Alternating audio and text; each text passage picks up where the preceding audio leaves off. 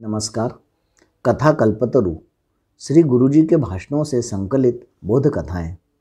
संकलनकर्ता बाना वराड पांडे, नागपुर।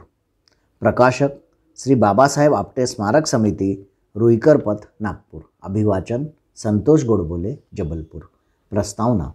परम पूज्य श्री गुरुजी सार्वजनिक भाषणों में संघ स्वयंसेवकों के सम्मुख बौद्धिकों में अनेक छोटी छोटी बोधप्रद कथाओं द्वारा विषय को सरल बनाकर समझाते थे। ये कथाएं कोई उन्होंने गढ़ी थी ऐसी बात नहीं। अपने ही प्राचीन ग्रंथों में साहित्य में आई हुई इन कथाओं का सामयिक उपयोग वे रोचक ढंग से किया करते थे। इन्हीं कथाओं का संकलन कर उन्हें प्रस्तुत करने का यह प्रयास कथा कल्पतरु के रूप में प्रस्तुत हुआ है। इस पुस्तिका में 20 बौद्धिक कथाएं हैं। इन कथाओं से आज आपको 13वीं कथा आपके समक्ष प्रस्तुत कर रहा हूँ। कथा का शीर्षक है सामान्य मनुष्य की अनुभूति। यह हिंदू राष्ट्र है। अपने यहाँ छोटे बड़े कई लोग मिलते हैं जो हृदय में तो अनुभूत करते हैं हम हिंदू हैं, परंतु सबके सामने अपने को हिंदू कहने के लिए तैयार नहीं रहते।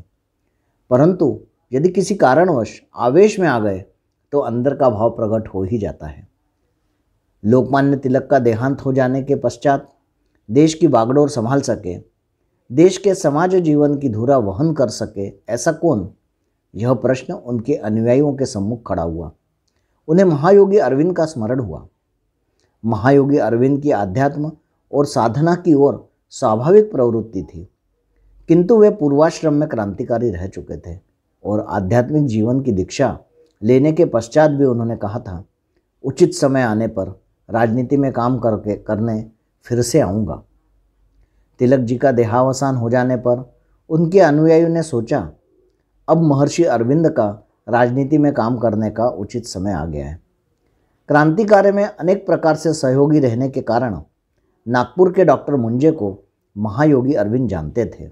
इसलिए पांडिचेरी में उनसे मिलकर वार्ता करने डॉक्टर मुंजे और उनके साथ सेवा करने के लिए एक सज्जन रेलवे से मद्रास के लिए चल पड़े। डॉक्टर मुंजे प्रथम श्रेणी के डब्बे में थे और उनकी सेवा करने वाला सेवक तृतीय श्रेणी के डिब्बे में था।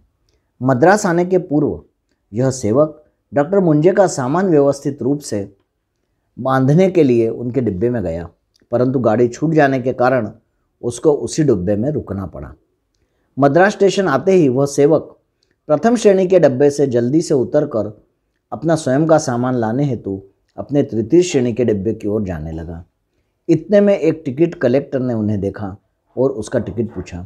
सेवक ने अपना तृतीय श्रेणी का टिकट बताया।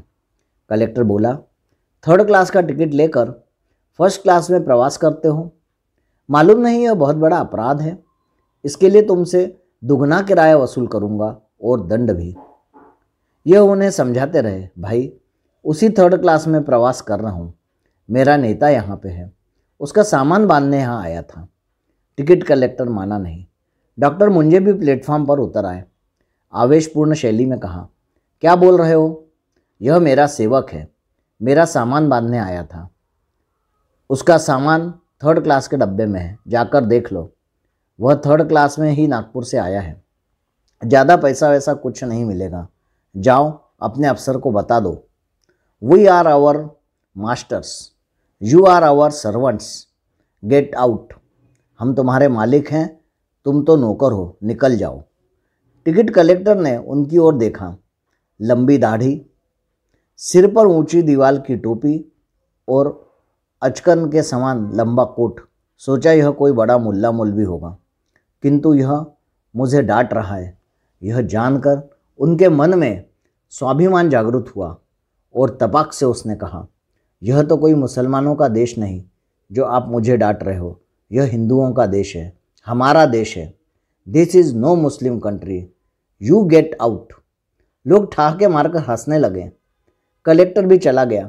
विचार करो, यह बेचारा कलेक्टर कितना पढ़ा होगा, पर हृदय की अनुभूति की, यह मेरा देश है, इसका नहीं, विदेशियों का नहीं।